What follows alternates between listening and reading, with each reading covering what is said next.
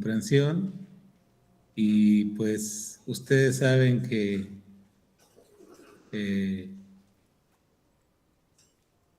es una necesidad para mí enseñar la palabra de Dios, y de lo que el Señor me da quiero compartirles en esta noche. Así que vamos a continuar con nuestro verso a verso de Primera de Samuel, y hoy vamos a terminar el capítulo 18, de los versículos del 13 al 30, y le he titulado a la reflexión de hoy: Sin Dios no hay transformación. Y vamos a observar que la religión generalmente hace mucho enfoque en lo externo, pero Jesús, cuando predicó el Evangelio, nos mostró que para Dios el cambio inicia de adentro hacia afuera, porque lo externo se puede imitar, se puede copiar, por ejemplo, la forma de vestir, ¿no? Ustedes conocen religiones, bueno, la tradicional y otras religiones litúrgicas, donde la vestimenta de los líderes, de los feligreses, tiene mucho que ver, ¿no? Y no solo en el cristianismo, sino, por ejemplo, en el Islam, ellos tienen sus formas de vestir, y eso, con esto, ellos tratan de expresar devoción a Dios y que están caminando con Dios. Ahora, no es que esté mal en sí el que una persona o una tradición guarde ciertas formas de vestir, de comportarse, pero si eso es lo que entendemos por la vida cristiana, pues estamos limitando demasiado nuestro entendimiento del Evangelio. El Evangelio en esencia es transformación. De hecho, la serie de Hechos, cuando la comenzamos, le titulamos, ¿no? Un mensaje que transforma el mundo. Y es que el énfasis, tanto en el Antiguo Testamento, cuando se anticipa el nuevo pacto, como en el Nuevo Testamento, ya en operación el nuevo pacto, es que Dios va a comenzar una transformación de dentro hacia afuera. Creo que tú y yo desearíamos que esa transformación fuera instantánea y que dejáramos de tener los hábitos, las malas formas, los malos deseos, esa inclinación que tenemos naturalmente hacia el mal, pero por alguna razón Dios ha determinado que es un proceso.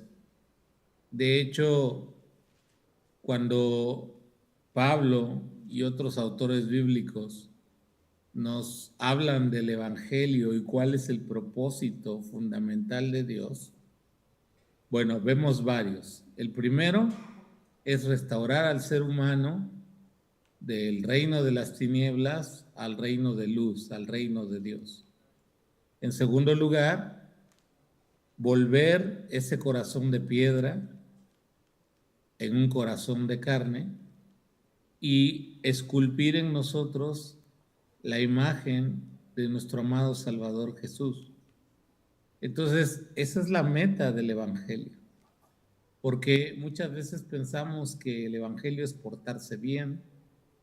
Incluso a veces los papás, yo sé que queremos que nuestros hijos se porten bien, y eso no es incorrecto, yo creo que está bien, pero tenemos que recordar que nuestro pequeñito, nuestro bebito de 21 años o de 30, o bueno, si es pequeño de 5 o 6 años, o incluso muy cercano a ser un bebé, todos traemos esa naturaleza pecaminosa y necesitamos nacer de nuevo para que podamos entrar en el nuevo pacto y poder comenzar el Señor en nosotros ese proceso de transformación.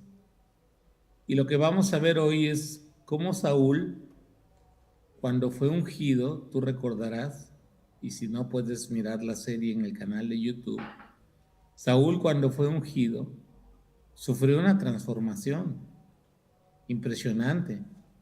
Incluso te acordarás que hasta estaba entre los profetas, ¿no? Y tenía experiencias extáticas, se llaman así, a experiencias sobrenaturales, ¿no? Y comenzó con un corazón humilde, dos grandes defectos que ya hemos recalcado en el estudio, ¿no? No saber seguir instrucciones, no saber esperar, lo llevaron a su fracaso y ser desechado como rey, él y su casa. Y vamos a ver cómo una vez que el Señor se aparta de él, la naturaleza humana vuelve a salir. Y algo similar pasa con nosotros como creyentes. Cuando estamos cerca del Señor y estamos buscando diario la llenura de su Espíritu, vamos a ver cambios importantes en nuestra vida. Sin embargo, cuando nos apartamos de Dios, y yo creo que casi todos los cristianos hemos experimentado eso, nos damos cuenta que nuestra vieja naturaleza, la naturaleza pecaminosa, la carne, como dice Reina Valera, empieza otra vez a tomar mucha fuerza en nuestra vida, ¿no? Y lamentablemente a veces ahí en ese proceso es que tomamos decisiones equivocadas, lastimamos personas, cometemos errores que al rato pues nos arrepentimos. Así que quiero que abras tu Biblia, por favor, en 1 Samuel, capítulo 18, y aunque vamos a ir siguiendo las diapositivas, que ahí la idea es que estén en pantalla, y si no, pues búscalo en papel en tu Biblia. Vamos a ver este proceso que ocurrió en la vida de Saúl y cómo David ahora, siendo el ungido del Señor, tiene una conducta diferente a la que tiene Saúl. Entonces vamos a leer el texto bíblico y vamos a ir haciendo pausas, como es mi costumbre hacerlo, para poder hacer algunos comentarios sobre lo que vamos leyendo. Dice la Escritura: y David se conducía prudentemente en todos sus asuntos, y Jehová estaba con él. Y viendo Saúl que se portaba tan prudentemente, tenía temor de él. Mas todo Israel y Judá amaba a David, porque él salía y entraba delante de ellos. Aquí estos primeros textos del 14 al 16 nos describen cuál es la conducta que está teniendo David después de haber matado al gigante Goliat, y cómo Saúl, siendo rey, pues poderoso, con riqueza, con ejércitos a su orden, pues él es un hombre que vive con temores. Y como Samuel ya le anticipó que el reino le será quitado, pues él vive con ese temor. Y lo que quiero resaltar acá de David, y que es una lección para nosotros, es que aplicar la palabra de Dios en nuestra vida cotidiana nos va a hacer vivir prudentemente. La idea de prudencia, hermanos, en este texto es vivir de manera inteligente.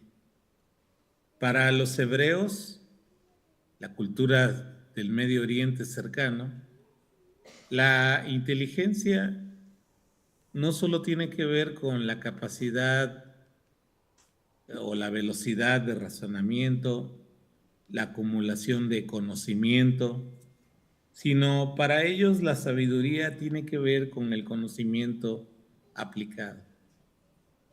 Y esa es la verdadera sabiduría, porque de nada sirve saber algo que al final no voy a poner en práctica y no va a traer ningún beneficio a mi vida.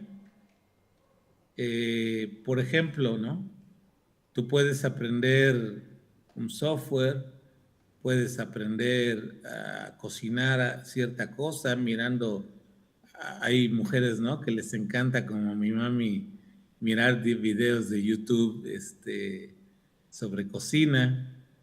Y, pero si solo lo ven y queda el conocimiento en su mente, no va a ser en realidad tan útil como tener la práctica de hacerlo y finalmente degustar ese sabroso guiso, ese sabroso postre, ¿no? O ver tu trabajo, si te dedicas a cuestiones de software, de programas, de aplicaciones, pues ver remunerado de su trabajo, ¿no? Entonces, el conocimiento en sí mismo, si no se aplica, no es realmente muy útil. Entonces, la palabra nos dice que la brújula que debe mover esa prudencia es el temor al Señor. Mira lo que dice Proverbios capítulo 1, versículo 7. El temor del Señor, fíjate bien, es la base del verdadero conocimiento. Pero los necios desprecian la sabiduría y la disciplina.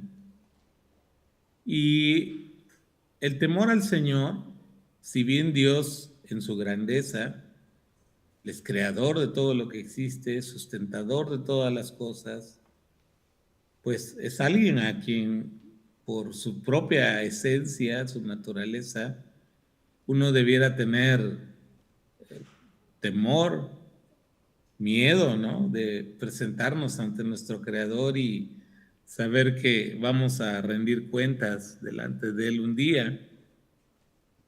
Pero este temor al que se refiere Proverbios, más bien es como un profundo respeto por Dios que nos va a llevar a poder ponerle una guía, una brújula a las cosas que pensamos y a las acciones que ejecutamos en el día a día. Entonces, hermanos, podemos ver a David siendo un hombre inteligente, un hombre que se conducía de manera sagaz. Incluso si miran el texto, dice que Israel y Judá lo amaban porque él salía y entraba delante de ellos. En otras palabras, tenía cercanía con el pueblo, él era del pueblo. Y Dios, estando en lo más bajo del pueblo, lo levantó como rey con el tiempo. Y eso solo lo puede hacer Dios. De hecho, el texto es muy claro cuando dice ahí al final del versículo 14, y Jehová estaba con él. Y cuando nosotros tememos al Señor y aplicamos su sabiduría, sabemos que contamos con el favor de Dios.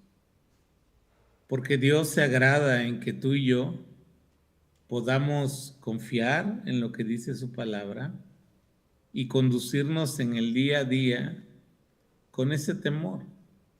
No hacer una dicotomía, una separación entre mi fe, los domingos, ¿no? Que voy a la iglesia y a lo mejor soy muy expresivo en mi adoración y cierro mis ojos y derramo algunas lágrimas y levanto mis manos y todo eso está bien, es bíblico, pero si el domingo, esas 2 horas que estoy en el servicio, soy uno y fuera de ese ambiente soy otro, estoy engañándome, porque en realidad el temor a Dios no está siendo la brújula que me esté guiando en el día a día.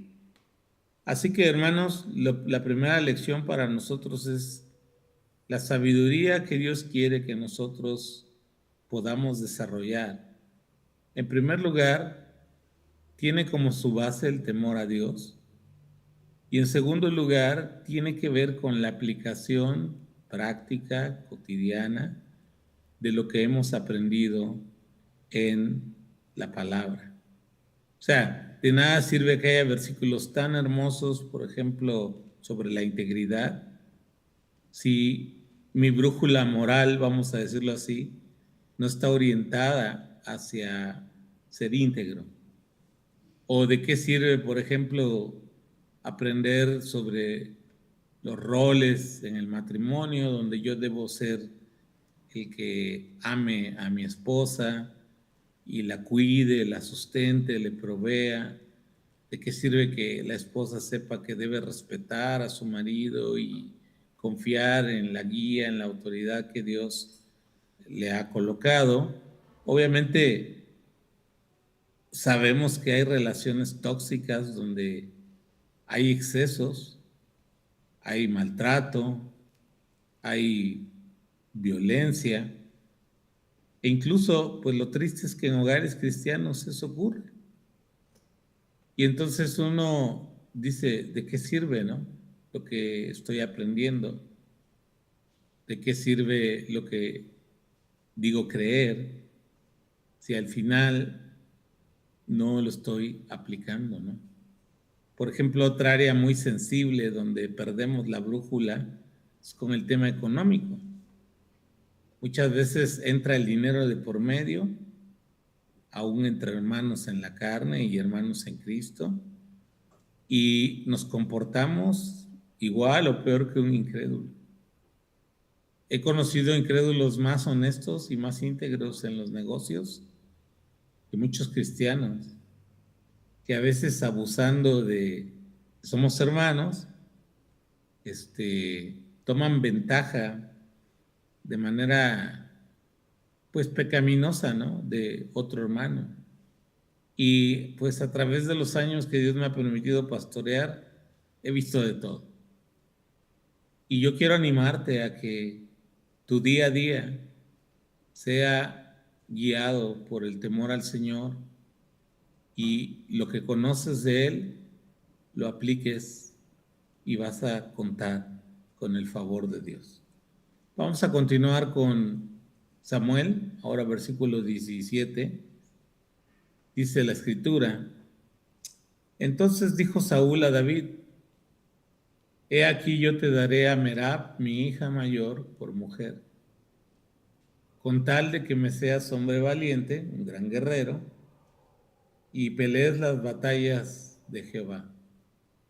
Pero vean cómo el texto nos revela que las palabras de de Saúl, son de dientes para afuera, porque tiene otras intenciones.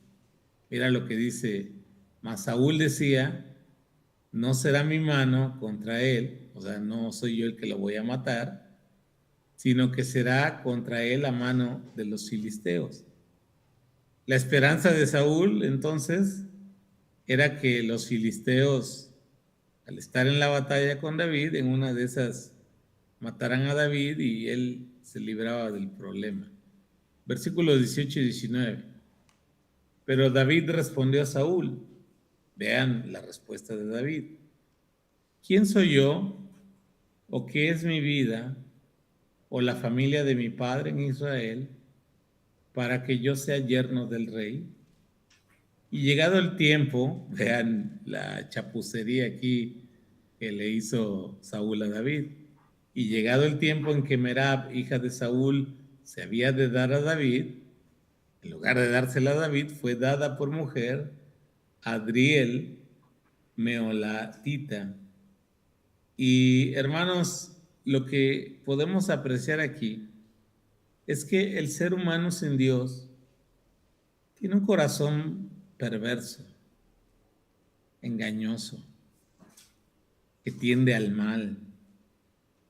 Y eso Dios nos lo ha revelado claramente en su palabra. No hay una persona buena realmente desde la justicia de Dios. Porque todos, de pensamiento, de palabra, de hecho, de omisión, hemos fallado a Dios, quebrantado su ley. Y no una vez, miles de veces. Y cuando estamos sin Cristo, estamos tan cauterizados que ni cuenta nos damos de que la santidad de Dios es algo realmente grandioso y que gran parte de lo que hacemos, de lo que pensamos, está ofendiendo su santidad y quebrantando las leyes que nuestro Creador nos puso para protección y bendición de cada uno de nosotros.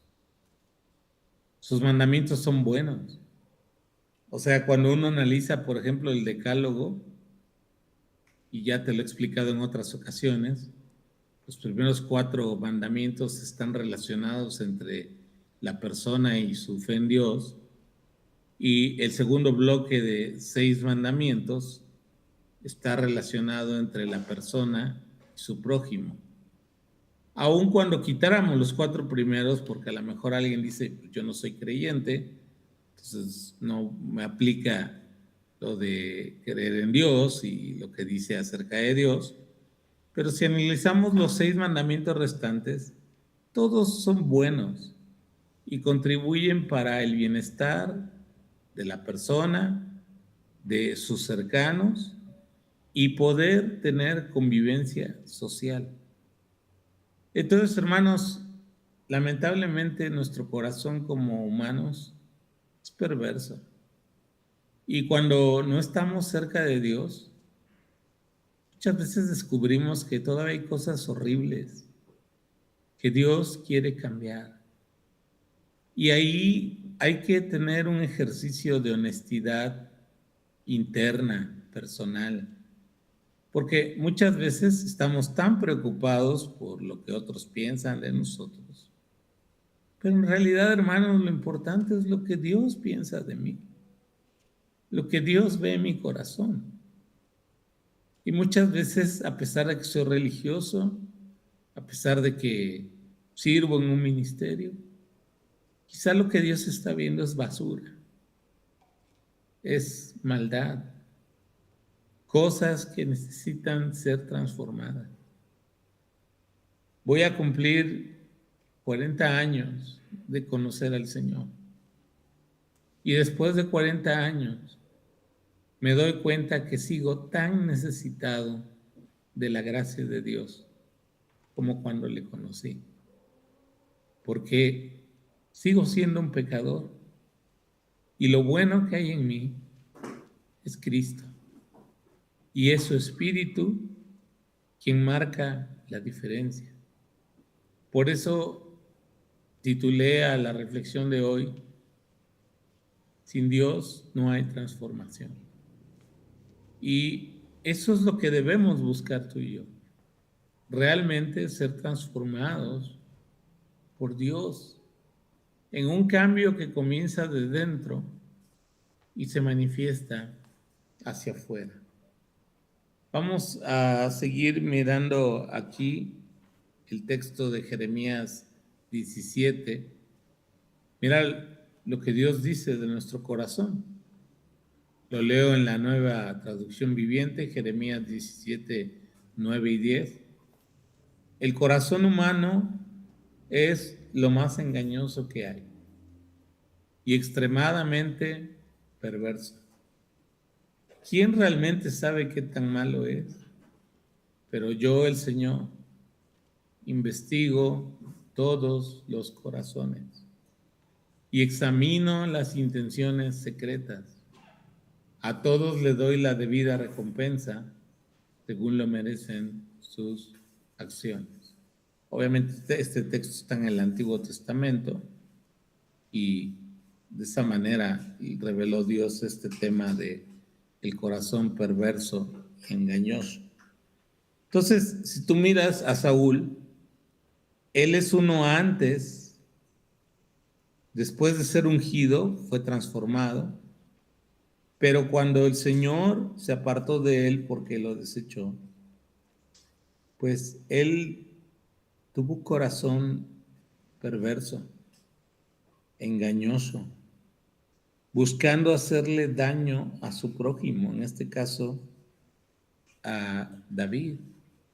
Y estas cosas las conoce el Señor. Es ahí donde debemos realmente trabajar. Porque es muy fácil, déjame usar esta palabra, es muy fácil ser hipócrita. Y todos en algún momento hemos pecado de hipocresía.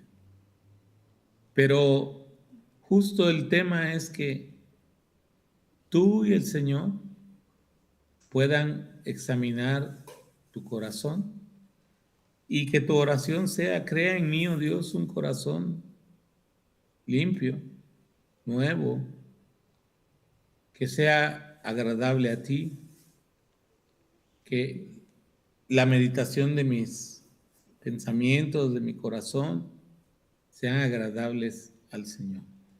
Continuemos con Samuel porque ya saben, el tiempo se va volando.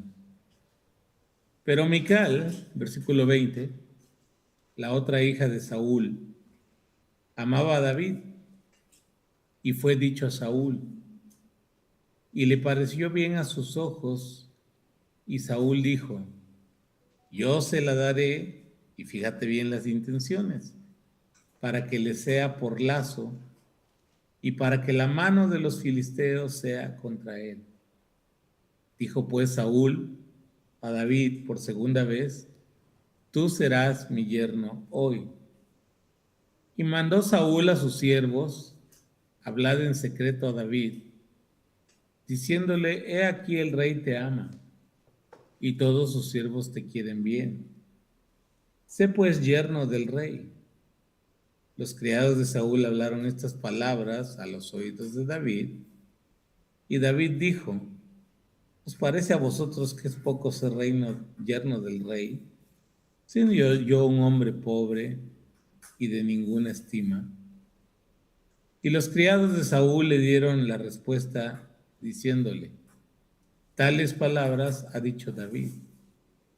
Y Saúl dijo: decida David así: el rey no desea la dote, porque en la cultura de ellos el hombre tenía que dar algo económico, eh, vacas, camellos, a lo mejor tierra.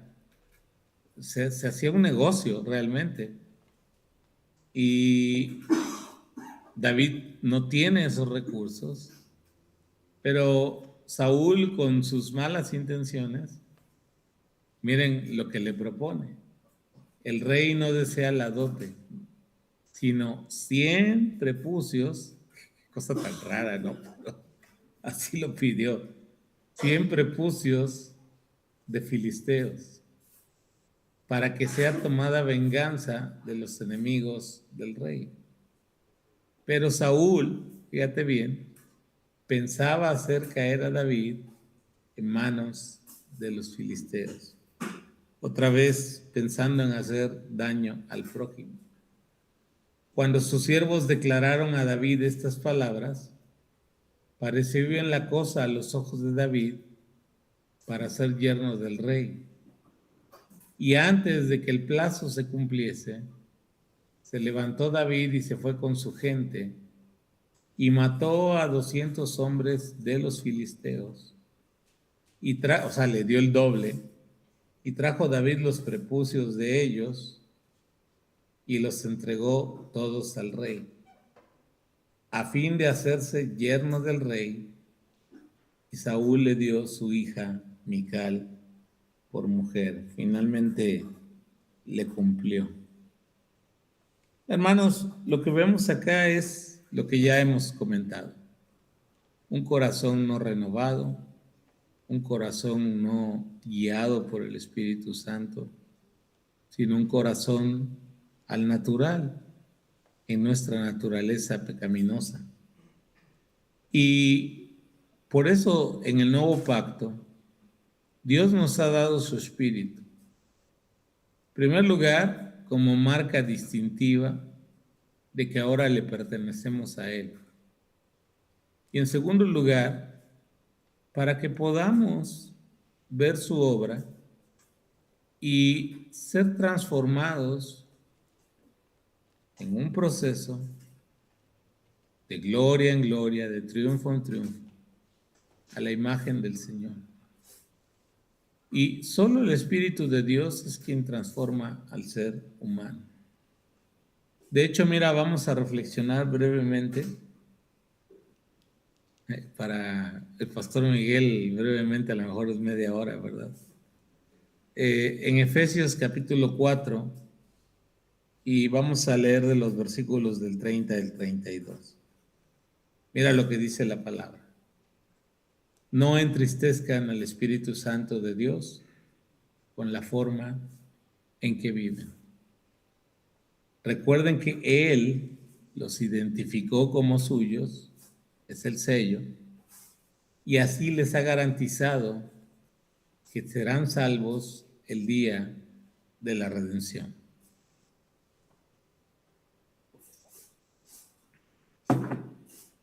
Versículo 31. Líbrense, y miren a dónde apunta el apóstol Pablo, de toda amargura, furia, enojo, palabras ásperas, calumnias y toda clase de mala conducta. 6 cosas que quiero rápidamente comentarte. La amargura, hermanos, es un veneno amargo que nos lleva al odio. El odio es contrario al amor. Entonces, el odio o la amargura como madre del odio no refleja el corazón ni la esencia de Dios, porque Dios es amor. De hecho, hace no mucho comenté en la congregación el domingo, una manera de yo saber si estoy siendo lleno del Espíritu es que Dios va a comenzar a colocar un amor sobrenatural, especial, por mi prójimo, por mis cercanos. A lo mejor tu familia pues la amas, ¿verdad? Jesús dijo, hasta los incrédulos hacen eso. Y por otro lado, amar a los que son de la familia de Dios. Ese individualismo que nos ha marcado tanto a estas generaciones, donde nos encerramos en nuestro mundo, ¿no? Ahora ves a los chavos, ¿no? Con unos mega audífonos. Antes queríamos unos chiquitos como los pods, ¿no? Pero ahora traen unos así enormes, aislantes de ruido, para que nadie los moleste. Pero todo eso refleja que estamos girando en torno a nosotros mismos y muchas veces eso inhibe que podamos reflejar el amor de Dios a otros de la familia de Dios que tanto lo necesitan. Entonces, si hay amargura en tu corazón contra alguien, necesitas librarte de eso. Es un tema que tienes que hablar con Dios, porque te va a llevar al odio si no es que ya odias a esa persona. Y el odio es contrario a la naturaleza de Dios, porque Dios es amor. En segundo lugar, dice que nos quitemos de toda furia, nos libremos de toda furia. La idea de este vocablo es hervir de enojo, de ira, explotar. Enojarse es una emoción que todos los seres humanos experimentamos. El mismo Dios tiene su ira divina. que a diferencia de la nuestra es santa y con propósitos de su justicia, de su santidad. Nuestra ira generalmente es pecaminosa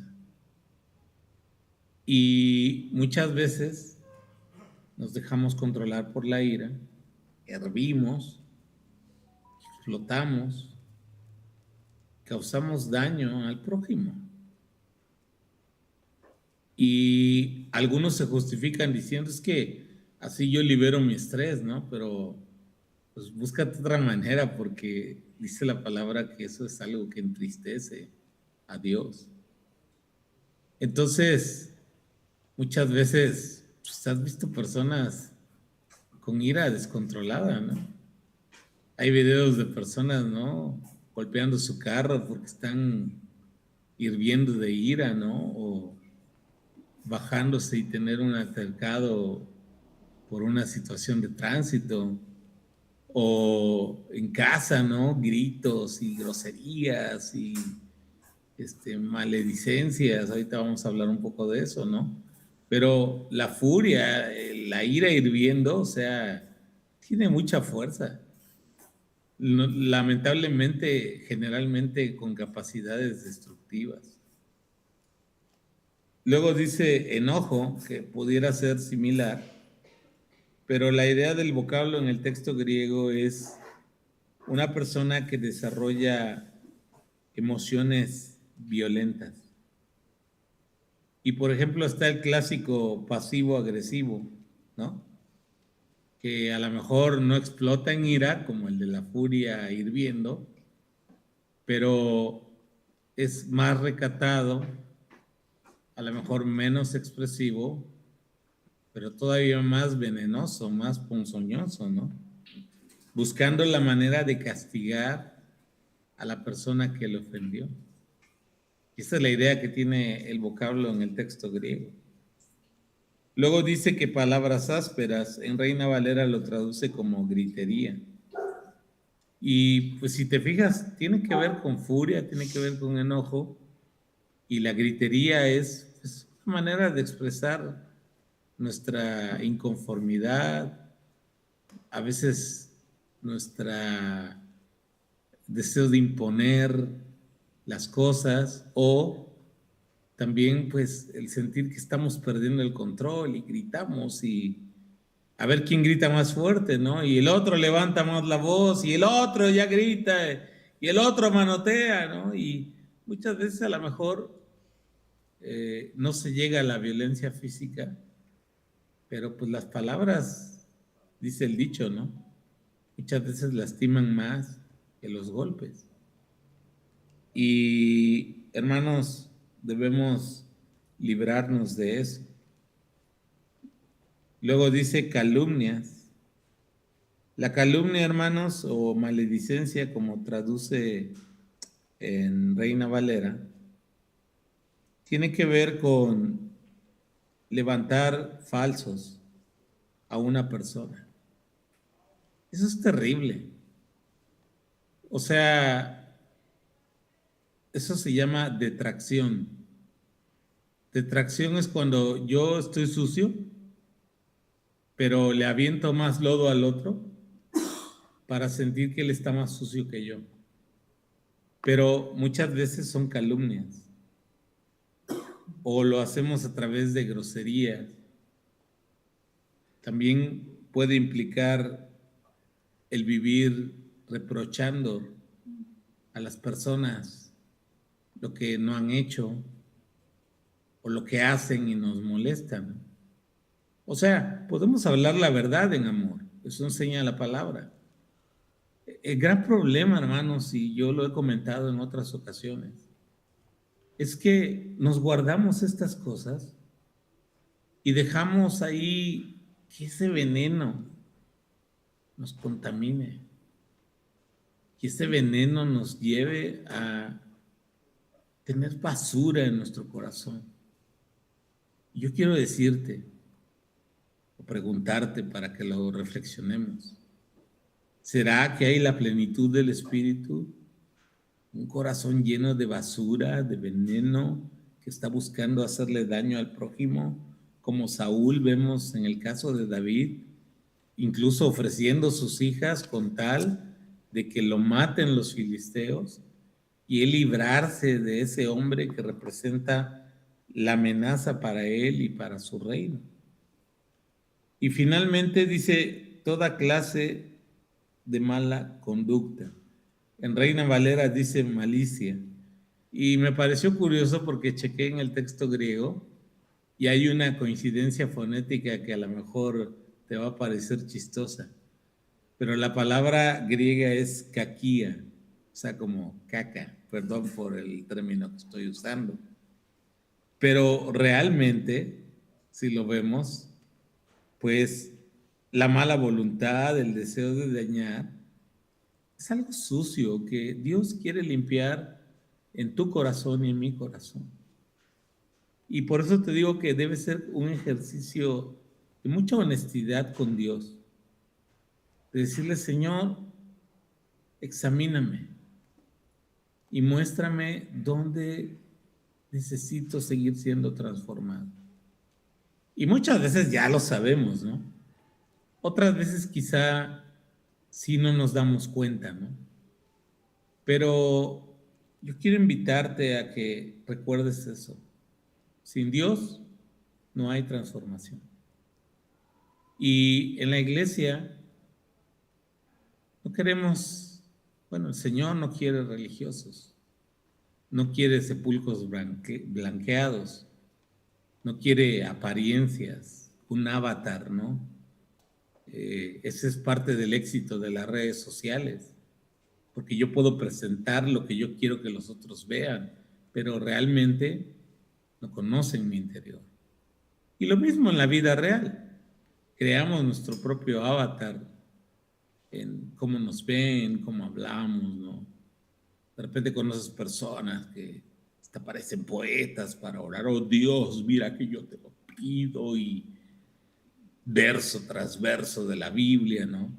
Pero le pega a su mujer, es bien tranza en el trabajo, puro recordar a la familia cuando va manejando en el tránsito, es muy grosero. Entonces, eso deshonra al Señor y aparte revela que no estamos en ese proceso de transformación. No hemos entendido cuando eso ocurre, y si realmente eres cristiano, no hemos entendido cuál es el propósito de Dios para habernos salvado. El propósito es restaurarnos en su reino a la imagen de su Hijo Jesús. Esa es la meta. Porque si crees que la meta nomás es perdón de pecados y cuando muera voy a ir al cielo, eso es súper limitado.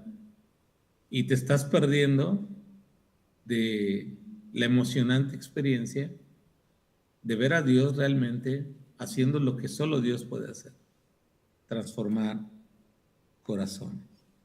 Y luego mira lo que dice el último versículo. Por el contrario, y justo nos da como actitudes opuestas, ¿no? Sean amables unos con otros, ¿no? Y la amabilidad es algo que la Biblia nos invita a tener, a desarrollar. Muchas veces tenemos mala cara, ¿no? Como si nos hubieran dado un pisotón en el dedo meñique del pie, ¿no? Y estamos mal encarados y así como, no te me acerques, ¿no? Porque no queremos que la gente se entrometa, según nosotros, en nuestra vida. Pero Dios quiere que desarrollemos esa amabilidad. Luego dice que seamos de buen corazón, es decir, benignos, útiles para otras personas, con un trato suave, afable. No necesitamos ser ásperos para marcar nuestra línea, ¿no? Si alguien nos agravia, entonces a lo mejor hablarlo y pues habrá maneras bíblicas de solventarlo, ¿no? Pero no debemos olvidar eso y sobre todo que Dios quiere que reflejemos un corazón tierno y compasivo. misericordioso. Y finalmente, algo que a todos nos cuesta. Perdónense unos a otros, tal como Dios los ha perdonado a ustedes por medio de Cristo. Y la idea de perdón, hermanos, es no tomar la falta en cuenta, no llevar ahí un registro de todo lo que me has hecho, ¿no? Las relaciones matrimoniales, eso pasa con mucha frecuencia, ¿no? Llevamos un registro de todas las ofensas que nos han hecho. Y un matrimonio que no ha aprendido a perdonar, hermano, está condenado al fracaso. El perdón es esencial para que dos personas imperfectas puedan caminar juntos bajo la bendición de Dios en la vida. Y muchas veces también tenemos como nuestra forma muy cristiana de pedir perdón. ¿Cuántas veces he escuchado estas palabras? Y a lo mejor tú también. No hay ningún problema.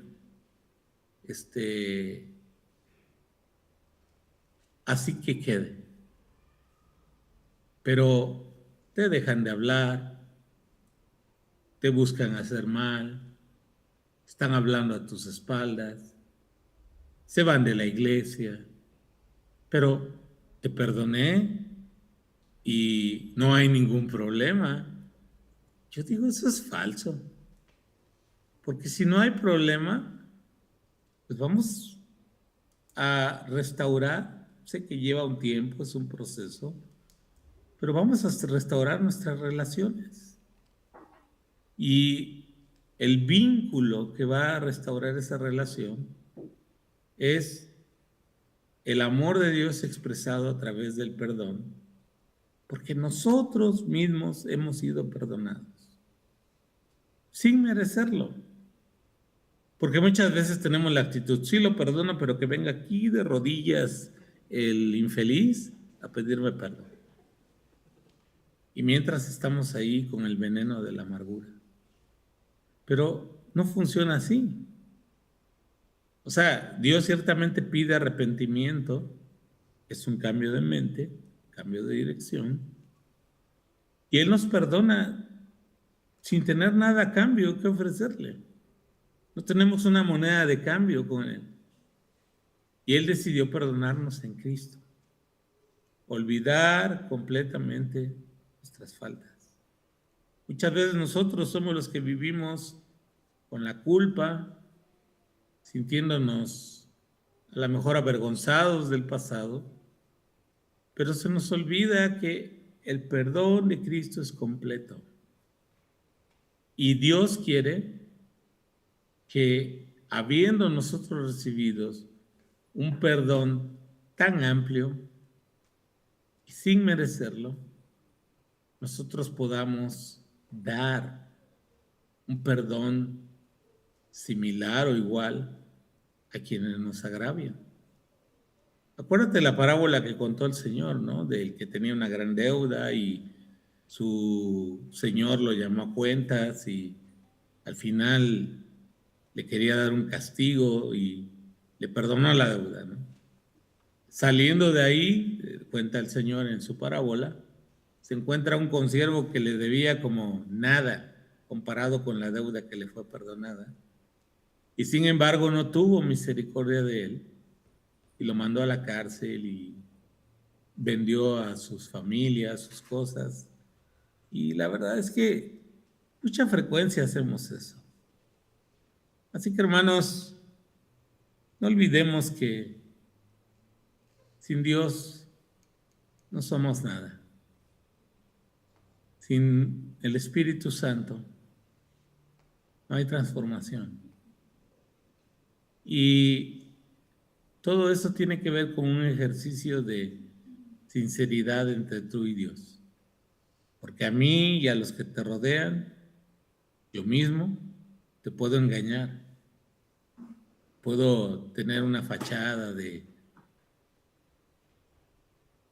no rompo ni un plato, ¿no? Soy perfecto. Dirían por ahí, ¿no? Mi único defecto es ser perfecto. Pero nada más lejos de la realidad. Necesitamos a Dios para ser verdaderamente transformados. Terminamos con los versículos de Samuel. Cuando Saúl se dio cuenta de que el Señor estaba con David y cuánto su hija Mical lo amaba, le tuvo aún más miedo y quedó como enemigo de David por el resto de su vida. O sea, como decimos en dicho mexicano, esto merece un trago, diría mi querido Rosalío Contreras. Le salió el tiro por la culata a Saúl. No le salió el plan, pues Dios se lo deshizo. Porque muchos pueden pensar mal contra ti, pero Dios va a hacer su propósito y si su propósito es guardarte, o sea, lo va a cumplir. Cada vez que los comandantes filisteos atacaban, fíjate bien, en lugar de que le dieran cuello a David, David tenía más éxito en contra de ellos que todos los demás oficiales de Saúl. Por eso el nombre de David llegó a ser muy famoso. Así que hermanos, no olvidemos eso. Sin Dios no hay transformación. Y yo lo que te invito es a que puedas ser sincero con Dios y que comiences a reflejar en lo cotidiano lo que el Señor está haciendo en ti. ¿Somos perfectos? No. No lo vamos a hacer aquí, en esta tierra. Tenemos lamentablemente dos naturalezas coexistiendo. La naturaleza pecaminosa y la naturaleza divina que nos da el Espíritu Santo.